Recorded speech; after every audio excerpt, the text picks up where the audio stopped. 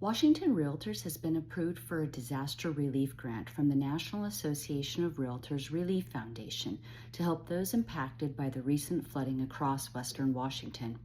These funds are available to any Washington resident whose primary residence was damaged, not just realtors. Eligible applicants can receive housing assistance for temporary shelter, repairs, or mortgage relief. A QR code is posted at the end of this video that you may scan to visit the Washington Realtors webpage with all of the information, a document checklist, and an application. As a volunteer with the Washington Realtors Flood Relief Task Force, several of us met this morning and reviewed the applications received so far. We approved them and they're being sent to NAR for final approval and grant funds disbursement.